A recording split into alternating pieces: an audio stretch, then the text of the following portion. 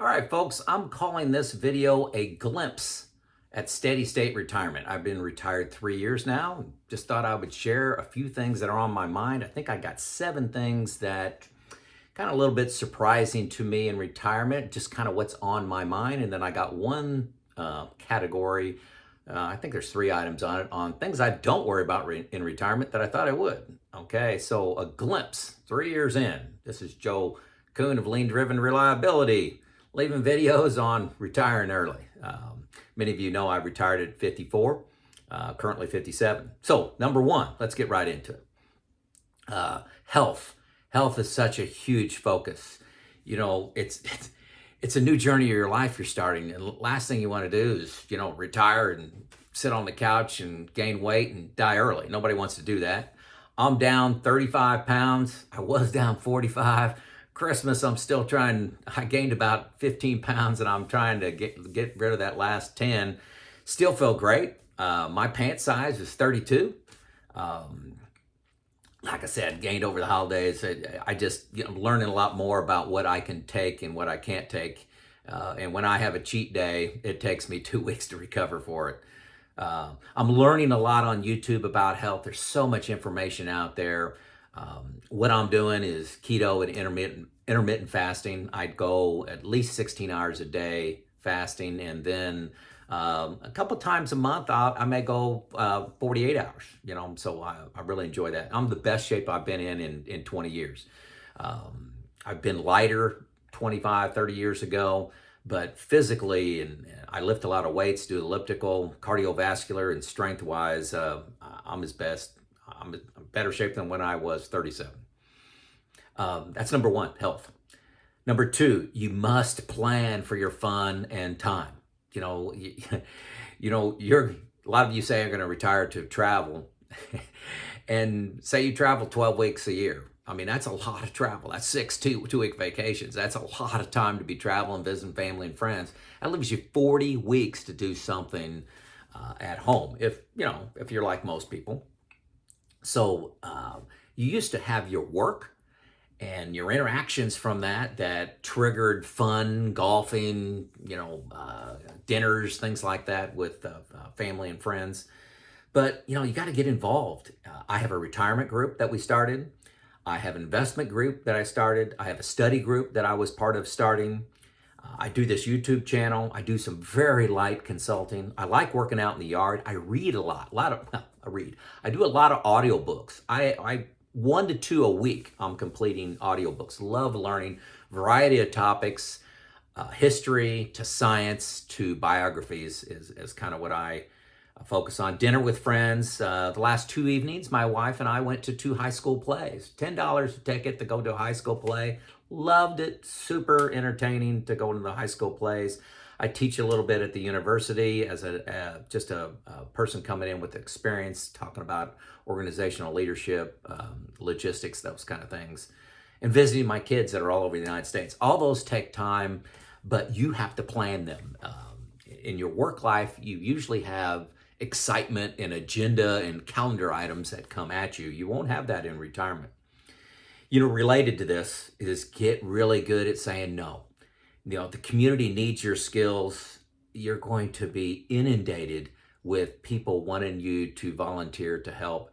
My advice to you, your first 6 months of retirement, say no to everything, kind of get your head around things and what you want to focus on and what your or why and what are you retiring to.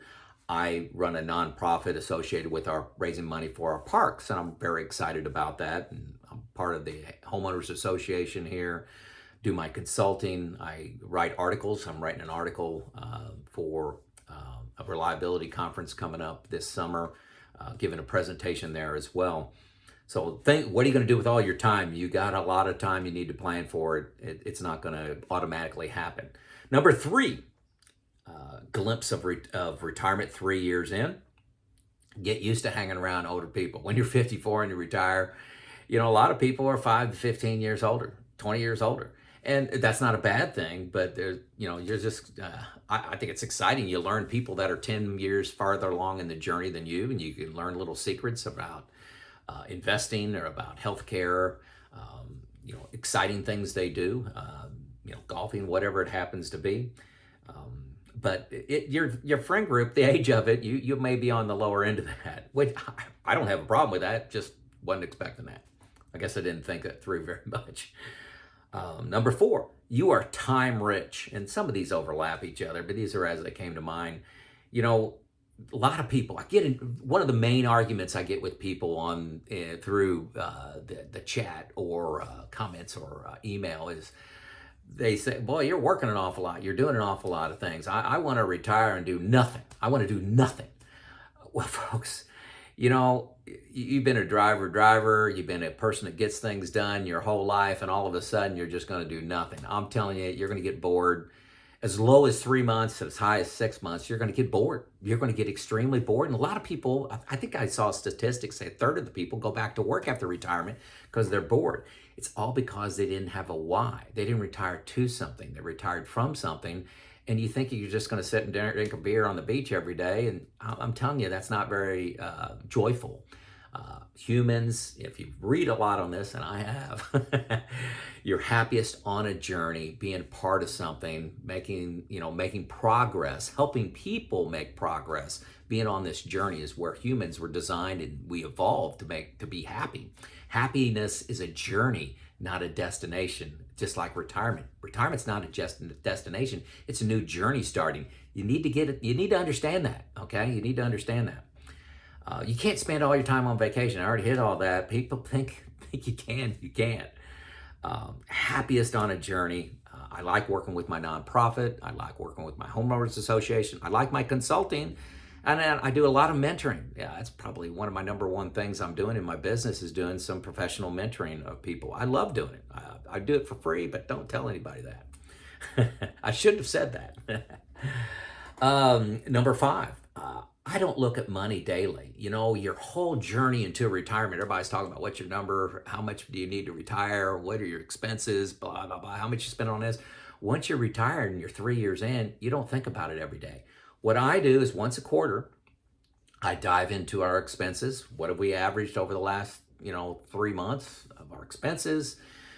What's going on? Look at my investments. I got 3 buckets, as you know. I got bucket money for 0 to 4 years, 4 to 8 years, and then 8 years plus money. I look at the balances in each one of those things, and then in totality, and make sure I like how things are progressing, see if I need to make any adjustments, and I almost never make an adjustment. I think I've made 2 adjustments in 3 years, and these were like less than 1% adjustments. 99% of what I got, I don't know why I'm doing that, but 99% I feel great about. But I make some very minor tweaks, really in the bond market. The bond market is just something that's very hard to figure out right now because the returns are so low, and all historical numbers and performance of retirees is all based on bonds paying 4 to 5%, and they're paying 0 to 1. So trying to get that right is difficult, and there's not much good advice out there on what to do with your more stable investments. So I look at things once a quarter in detail. That's all I do. Don't watch the news media. They are designed to get you excited, frustrated, and antsy, and to have you tune in tomorrow or this afternoon or continue on watching the news. They're designed for excitement. I get good information through YouTube, find 5 or 6 people I like listening to, and look at the trends long term instead of the daily noise that gets you all excited. So, hey, I don't look at money that much. Number 6, pace. Probably one of the hardest things for me going into retirement is the pace is so much slower. I'm used to juggling 100 priorities, making decisions really quick, weekends being very busy, days, Monday through Friday, being packed with work stuff, going through hundreds of emails, directing activity, auditing activity, just so many pulls on my time. But I tell you, 3 years in, I'm losing that edge. I used to be able to handle that 100 things. Now, if I get 4 or 5, I'm kind of like, well, I'm overworked. I got 2 meetings today, or two phone call mentorings, and I'm like, oh, that's a busy day because I got to exercise, I got to read the newspaper, watch YouTube. Everything is just dialed down so slow. I'm in first gear, as I like to say. And I've been trained for 35 years to be in 5th gear, and I'm in first gear just plugging along. But losing some of that skill, somewhat a little scary that I'm losing the skill to just handle 100 things and several people, big organization, several priorities. And I just, that would overwhelm me right now because I've mellowed out so much. So the pace changes. Overall, fantastic. Wouldn't change. It's not a bad thing. It's just like, hey, I'm a different phase of my life. I can't handle all the things I used to be able to handle. Hmm. Um, Number 7, your relationship with your spouse is going to change. My wife was a stay-at-home mom, and she's used, this is her domain, and all of a sudden I'm showing up. And I left another video on this, just a couple back, talking about how we relate to each other because I'm around all the time now, and your tendency is going to try to have Monday through Sunday, the full 7-day week, operate just like you used to operate Saturday and Sunday. Saturday and Sunday, when in my working years, we were always together. We always coordinated projects and tasks we were going to do. We were working together. We were a team. We were chasing our kids around and doing all kinds of stuff, coaching. But we always had a game plan together. Now that we're empty nesters and we got 7 days, we don't manage it like that. So there'll be days, where my wife says, I'm doing this. Every Sunday I would lay out, this is what I do now. I lay out what I'm doing for the week, and then every night before we go to bed, I said, here's what I got tomorrow, just so she kind of knows. And she goes off and does her thing, and I go off and do my thing. There's a couple days a week, I may have something going on for 8 hours that doesn't involve her. So you gotta work out that relationship with your spouse. That was a little clunky for a while, and some arguments with that, but then we got there. So your relationship with your spouse is going to change. So these are the 7 things going on for me right now. So, my number 8 topic here is things are just not an issue. Not an issue that I kind of expected to be an issue, and I've heard is an issue for other people. Finding my identity from my job. So many people are they are their job. What do you do? I'm an engineer. What do you do? I'm an accountant. What do you do? I'm a project manager. How are you as a retiree going to answer that question? That causes a lot of people stress. Your work defines you. To me, I get tremendous joy out of telling people I'm retired. I'm laughing now saying it. Tremendous joy. I'm retired. And I got a lot of hobbies, whole lot of hobbies. I can stop them at any time, but identity from jobs is not an issue for me whatsoever. Number 2 is money worry. I just do not worry about money. I use the buckets, when I have, and it's because I can. I've got some money that's completely out of the market. We go into a bear market that average they're like 4 years or 3 years, closer to 3, I think, is if you look historically, and I got 4 years. So we dive down, 40-50% into a bear and then come back out. I'm in decent shape. I got some bucket 2 money that is moderately vested, and got some bonds, got some pretty good dividend blue chip stocks that are in there, pretty conservative investments. If you look historically, those have never the investment portfolio that I got in bucket 2 has never been less than 0 return in any 5-year return over the last I think 100 years. So I'm on all this is just an indication. It's no guarantee what's going forward, no promises, but you get a certain expectation by looking at history. But that money's just not a worry issue for me. And number 3, here's another one. I'm not bored, and I probably had, and I'm just estimating here, 5 to 7 days where I was bored in 3 years.